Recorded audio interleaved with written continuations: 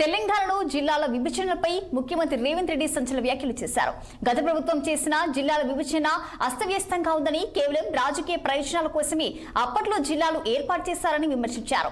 ఇక శాస్త్రీయ దృక్పథంతో ప్రజల అభ్యంతరాలను పరిగణలోకి తీసుకుని జిల్లాల పునర్విభజనను చేపట్టబోతున్నట్లు సీఎం క్లారిటీ ఇచ్చారు. అలాగే అసెంబ్లీ వేదికగా రాజకీయాలకు అతీతంగా చర్చించి మార్పులు చేస్తామని సీఎం రేవంత్ రెడ్డి స్పష్టం చేశారు. అందరూ ఉమ్మడి కుటుంబంలో కలిసి ఉంటే అసూయ పడేవాళ్ళు, కడుపులో విషం ఉండేవాళ్ళు, వాళ్ళ కళ్ళల్లో ఒక రకమైన ద్వేషాన్ని నింపుకొని మన వైపు చూసేవాళ్ళు ఎప్పుడూ ఉంటారు.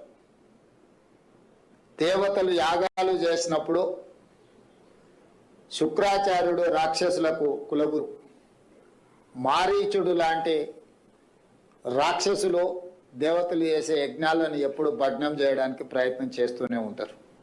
అట్లనే ఈరోజు కూడా ఒక శుక్రాచార్యుడు ఫామ్ హౌస్లో ఉండి మారీచుడు ఇలాంటి రాక్షసులు అసెంబ్లీకి వచ్చి దేవతలు చేసే యాగాలను యజ్ఞాలను భగ్నం చేయడానికి ప్రయత్నం చేస్తూనే ఉంటారు. అది పురాణాల నుంచి ఈరోజు ప్రజాస్వామ్యం వరకు మనం కళ్ళతో చూస్తున్నాం.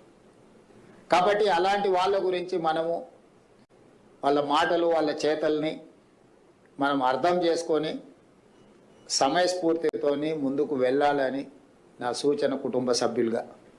అదేవిధంగా సమస్యలు పేరుకపోయినాయి. తెలంగాణ రాష్ట్రం వస్తే మన సమస్యలకు శాశ్వత పరిష్కారం దొరుకుతుందని అనుకున్నాం. కానీ ఆ సమస్యలు మరింతగా పేరుకపోయి జటిలంగా మారింది. 58 సంవత్సరాల నుంచి 61 సంవత్సరాలకు ఉద్యోగ రిటైర్మెంట్ వయసును పెంచడం వల్ల ఆ 61 సంవత్సరాలు మనం అధికారంలోకి వచ్చిన తర్వాత రిటైర్మెంట్ ఉద్యోగస్తుల ఎక్కువగా పెరిగిపోయింది. రిటైర్మెంట్ బెనిఫిట్స్ గత ప్రభుత్వం చెల్లించకుండా 11,000 పైగా కోట్ల రూపాయల భారాన్ని మా మీద ఇచ్చిపోయారు. రాష్ట్ర ప్రభుత్వానికి వస్తున్న ఆదాయం 18,000 నుంచి 18,500 కోట్ల రూపాయలు.